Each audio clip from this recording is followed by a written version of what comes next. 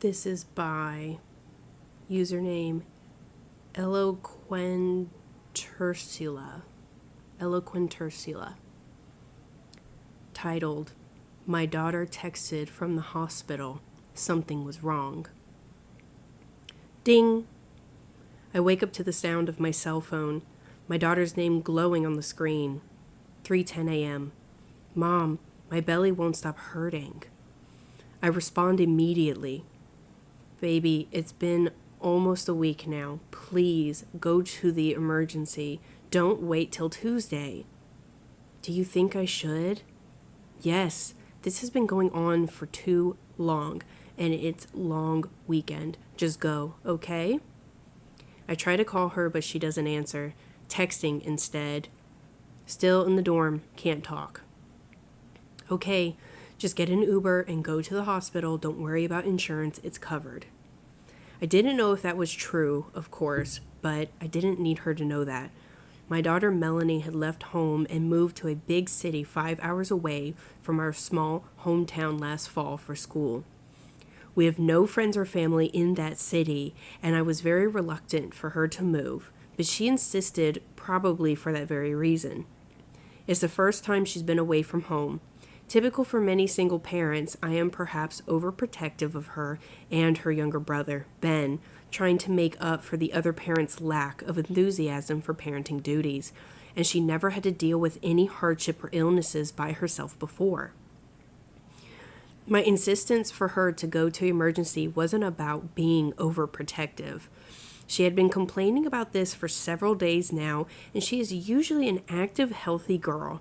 I barely hear from her during the week, often having to call and text several times before I get an answer about how busy she is.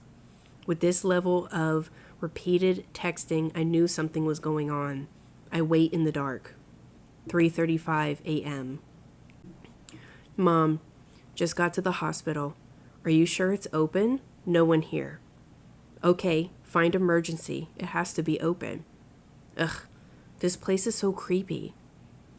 It's just the hospital, baby. Did you find the reception for emergency? 4:05 a.m. Mom, I swear I've been walking around these corridors for hours. There's no one here and my belly hurts. I'm gonna go back to dorm and try to get some sleep. I tried calling, but she wouldn't answer. Baby, answer your phone, please. Find the emergency. Then her response flashed on my cell phone. No one here except dead people. The maternal anxiety gnawing my insides instantly burst into flames, replaced by a sharp sense of dread and terror as I had never experienced in my life. I jumped out of bed and began changing frantically into my outdoor clothes. Never mind that I had to be at work in a few hours, or Ben was still in bed and would need breakfast before being sent to school. I knew I had to get to that hospital as soon as I could. 4:25 a.m. On my way, Melanie. I'm just leaving home right now. Be there by 10. Can you call a friend to come get you? No answer. I called as I drove out towards the highway. Again, no answer. 5 a.m. Her text flashes on the car screen. Don't come here, Mom, please. Ben still needs you. I love you.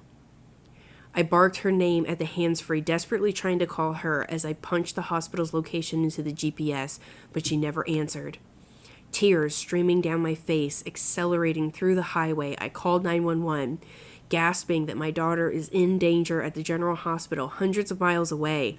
I barely escaped crashing into oncoming cars as headlights rushed towards me in the dark, honking furiously away in the night. I tried calling a few more times during the drive, but I gave up. Eventually, I swerved into the parking lot of the hospital. I'll never know how I made it there alive. 10:17 a.m. Baby, I'm here at the hospital. Are you here? No response. The hospital looks normal under the morning sun. A steady stream of visitors and patients flowing in and out, ambulances dotted here and there. I think about trying to go in and see if they have a record of her, but realize it would be probably pointless as they wouldn't share anything with me. Some instinct tells me to leave the hospital and go to her dorm. As I pulled up, I spotted her coming down the steps. She looked lovely, glowing with health and youthfulness, her thick chestnut hair gleaming in the sunshine. I cried out, leapt out of the car, and rushed towards her, hugging her so hard I fear her bones will break. Mom, what the hell? What are you doing here? She pulled away, surprise and confusion filling her dark eyes, completely eclipsing any pleasure she may have had on seeing me. Your stomach ache. I thought you were at the hospital, I babbled, my confusion also growing. What?